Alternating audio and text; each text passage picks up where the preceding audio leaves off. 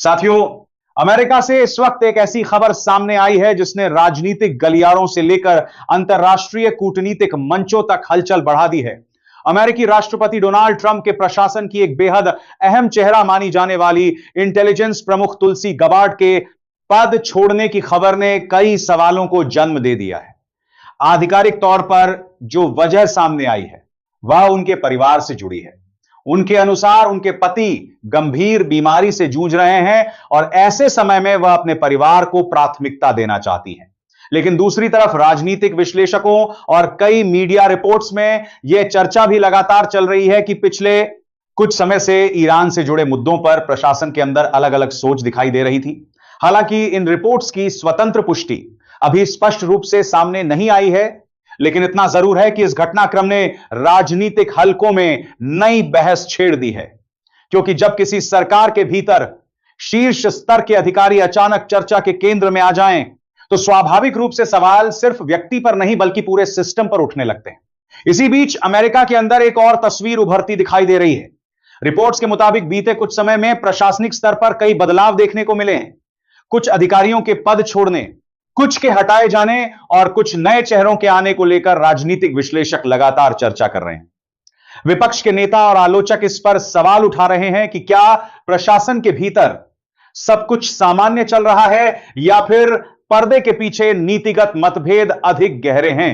हालांकि ट्रंप समर्थकों का कहना है कि सरकार के भीतर बदलाव कोई असामान्य बात नहीं होती और हर प्रशासन अपने हिसाब से टीम का पुनर्गठन करता है। लेकिन जब घटनाएं एक के बाद एक सामने आने लगें तो चर्चाओं का तेज होना स्वाभाविक माना जाता है। अब अगर इसी घटनाक्रम को अंतर्राष्ट्रीय स्तर पर जोड़कर देखा जाए तो मामला और भी दिलचस्प हो जाता है। इस वक्त पूरी दुनिया की नजर मध्य पूर्व पर टिकी हुई है। ईरान और अमेरिका के बीच तनाव और बातचीत दोनों एक साथ चर्चा का विषय बने हुए हैं। एक तरफ कूटनीतिक संपर्कों की बात हो रही है तो दूसरी तरफ मतभेदों के बने रहने की खबरें भी सामने आ रही हैं। इसी बीच पाकिस्तान के सेना प्रमुख फील्ड मार्शल आसिम मुनीर का तेहरान पहुंचना भी चर्चा का बड़ा विषय बन गया है। रिपोर्ट्स में कहा जा रहा है कि यह यात्रा क्षेत्रीय समीकरणों के लिहाज से महत्वपूर्ण मानी जा रही है। कई विश्लेषक इसे शांति प्रयासों और बैक चैनल डिप्लोमेसी से जोड़कर देख रहे हैं, जबकि कुछ इसे रणनीतिक गतिविधियों के व्यापक संदर्भ में रख रहे हैं। ईरान की तरफ से भी संकेत मिले हैं कि बातचीत जारी है, लेकिन अभी तक किसी अंतिम समझौते की स्थिति नहीं बन सकी है। ईरानी अधिकारियों का कहना है कि कई मुद्दों पर मतभेद अब भी मौजूद हैं और जल्दबाजी में किसी निष्कर्ष तक पहुंचना आसान नहीं होगा। यही कारण है कि इस पूरे घटनाक्रम पर दुनिया की निगाहें बनी हुई हैं, क्योंकि मध्य पूर्व की राजनीति सिर्फ एक क्षेत्र की राजनीति नहीं होती, उसका प्रभाव वैश्विक ऊर्जा बाजार से लेकर अंतर्राष्ट्रीय सुरक्षा तक पर पड़ता है। अब इसी बीच भारत में भी एक अहम गतिविधि देखने को मिली है। अमेरिकी विदेश मंत्री मार्को रूबियो भारत पहुंचे और उनके दौरे को लेकर कई तरह की चर्चाएं शुरू हो गईं। राजनीतिक पर्यवेक्षक मानते हैं कि ऐसे दौरों के पीछे सिर्फ औपचारिक मुलाकातें नहीं होती, बल्कि व्यापक रणनीतिक बातचीत भी शामिल होती है। भारत और अमेरिका के संबंध पिछले कुछ वर्षों में कई स्तरों पर मजबूत हुए हैं और ऐसे में हर उच्च स्तरीय यात्रा अपने साथ कई तरह की संभावनाएं और चर्चाएं लेकर आती है।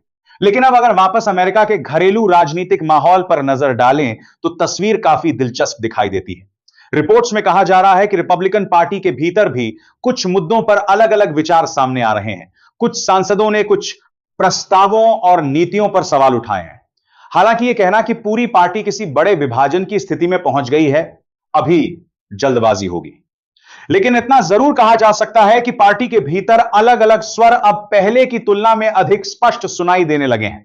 राजनीतिक विश्लेषकों का कहना है कि किसी भी मजबूत नेता के सामने सबसे बड़ी चुनौती सिर्फ विपक्ष नहीं होता, बल्कि अपनी पार्टी के भीतर सहमति बनाए रखना भी होता है।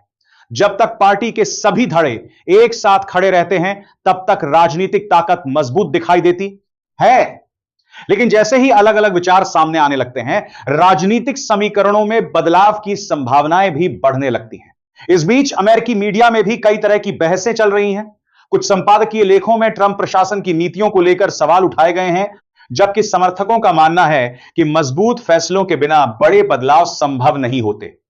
यही कारण है कि अमेरिका की राजनीति इस समय दो अलग अलग धाराओं में बंटी हुई दिखाई देती है। एक पक्ष कहता है कि सख्त नीतियां जरूरी हैं, जबकि दूसरा पक्ष कहता है कि ऐसी नीतियां लंबे समय में और अधिक विवाद पैदा कर सकती हैं। दूसरी तरफ वैश्विक बाजार भी इन घटनाक्रमों पर नजर बनाए हुए हैं। ऊर्जा क्षेत्र, तेल की कीमतें और व्यापारिक गतिविधियां सीधे तौर पर मध्य पूर्व की स्थिति से प्रभावित होती हैं। जैसे ही ईरान से जुड़ी कोई खबर सामने आती है, बाजारों में हलचल दिखाई देने लगती है। निवेशकों से लेकर अंतरराष्ट्रीय कंपनियों तक सभी की नजर इस बात पर टिकी हुई है कि आने वाले दिनों में बातचीत किस दिशा में आगे बढ़ती है। कुल मिलाकर इस वक्त दुनिया के सामने एक ऐसा राजनीतिक और कूटनीतिक परिदृश्य दिखाई दे रहा है जिसमें अमेरिका के अंदर राजनीतिक हलचल, मध्य पूर्व में जारी तनाव और वैश्विक स्तर पर बदलते समीकरण एक साथ दिखाई दे रहे हैं। आने वाले दिनों में यह देखना बेहद महत्वपूर्ण होगा कि बातचीत किस दिशा में आगे बढ़ती है। क्या मतभेद कम होते हैं या फिर नए विवाद जन्म लेते हैं? फिलहाल इतना जरूर कहा जा सकता है कि अंतरराष्ट्रीय राजनीति का यह दौर बेहद संवेदनशील मोड़ पर खड़ा है और हर नई गतिविधि अपने साथ नए सवाल लेकर आ रही है। अब दूसरी तरफ मध्य पूर्व की ओर देखें तो वहां की तस्वीर भी कम जटिल नहीं है। पिछले कुछ वर्षों में इस क्षेत्र ने लगातार तनाव, संघर्ष और बातचीत के अलग अलग चरण देखे हैं। कभी सैन्य गतिविधियां चर्चा में रहती हैं, कभी आर्थिक प्रतिबंधों की बात होती है और कभी शांति समझौते की संभावनाएं सामने आती हैं। लेकिन वास्तविकता यह है कि इस क्षेत्र में किसी भी छोटे बदलाव का असर बहुत दूर तक जाता है। तेल की कीमतों से लेकर वैश्विक व्यापार मार्गों तक सब कुछ प्रभावित हो सकता है। ईरान की स्थिति इस पूरे मामले में बेहद महत्वपूर्ण मानी जा रही है, क्योंकि ईरान सिर्फ एक देश नहीं बल्कि क्षेत्रीय शक्ति संतुलन का भी एक बड़ा हिस्सा है। जब भी अमेरिका और ईरान के संबंधों में तनाव बढ़ता है, दुनिया की निगाहें तुरंत उस दिशा में चली जाती हैं। निवेशक सतर्क हो जाते हैं, ऊर्जा बाजार प्रतिक्रिया देने लगते हैं और कूटनीतिक गतिविधियां तेज हो जाती हैं। इस समय भी कुछ वैसा ही माहौल दिखाई दे रहा है।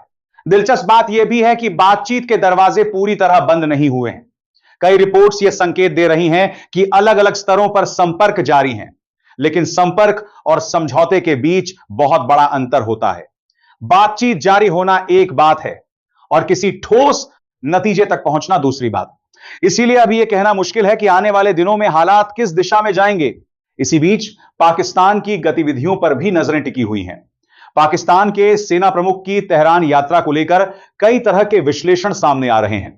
कुछ विशेषज्ञ मानते हैं कि यह क्षेत्रीय कूटनीति का हिस्सा हो सकता है, जबकि कुछ लोग इसे व्यापक रणनीतिक बातचीत से जोड़कर देख रहे हैं। दक्षिण एशिया और मध्य पूर्व के बीच संबंध हमेशा से महत्वपूर्ण रहे हैं और ऐसे में हर उच्च स्तरीय मुलाकात अपने साथ कई तरह की अटकलें भी लेकर आती है। उधर भारत की भूमिका भी लगातार चर्चा में बनी हुई है। पिछले कुछ वर्षों में भारत ने वैश्विक मंच पर अपनी उपस्थिति मजबूत की है, चाहे आर्थिक मुद्दे हों, सुरक्षा से जुड़े विषय हों या फिर कूटनीतिक संबंध। भारत कई बड़े मामलों में सक्रिय भूमिका निभाता दिखाई दिया है।